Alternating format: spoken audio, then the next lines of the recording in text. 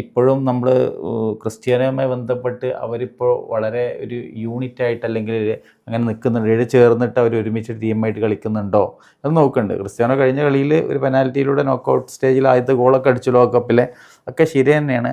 Still അവർ പക്ഷേ Cristiano പോയതിന് ശേഷം ഇപ്പോൾ രണ്ട് ടീം നമ്മൾ പറയുകയാണെന്നെങ്കിൽ അർജൻറ്റീനയും ജസ്റ്റ് ഒന്ന് നോക്കുകയാണെന്നുണ്ടെങ്കിൽ മെസ്സി ഇല്ലാത്ത അർജൻറ്റീന എങ്ങനെ എന്ന് പറയുന്നത് നമുക്കറിയാം, ഒരു വട്ടപൂജ്യാണ് ഇപ്പൊ നിലവിൽ, വളരെ ഓർഡിനറി. അതേസമയം നിലവിൽ ക്രിസ്ത്യാനോ ഇല്ലാത്ത പോർച്ചുഗൽ നിലവിൽ നമ്മൾ നോക്കുകയാണെന്നുണ്ടെങ്കിൽ നല്ല ഒരു ബെറ്ററാണ് എന്ന് പറയാവുന്നത്. ക്രിസ്ത്യാനോ നമ്മൾക്ക് ഒരിക്കലും തള്ളിക്കളയുന്നല്ല. നമ്മൾ എന്തുകൊണ്ടാന്ന് വെച്ചെങ്കിൽ നിലവിലുള്ള ഏജും കെമിസ്ട്രി അതേപോലെ തന്നെ മൂവ്മെന്റ് റെസ്ട്രിക്റ്റ് ചെയ്യപ്പെട്ടുകൊണ്ടുള്ള ഒരു കാര്യമാണ് ഞാൻ പറഞ്ഞത്, വേറെ ഒന്നും കൊണ്ടല്ല.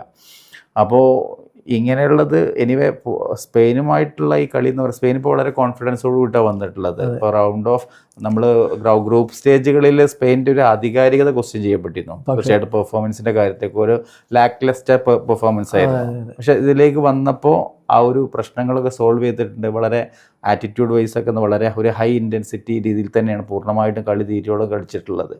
അപ്പോൾ ഒരു പക്ഷേ അതൊരു കോൺഫിഡൻസ് ഉണ്ടാവും. ഇപ്പോൾ പോർച്ചുഗലായിട്ട് വരുമ്പോൾ അത് ഒരു വലിയൊരു മത്സരമായിരിക്കും എന്നുള്ളത് തന്നെയാണ്.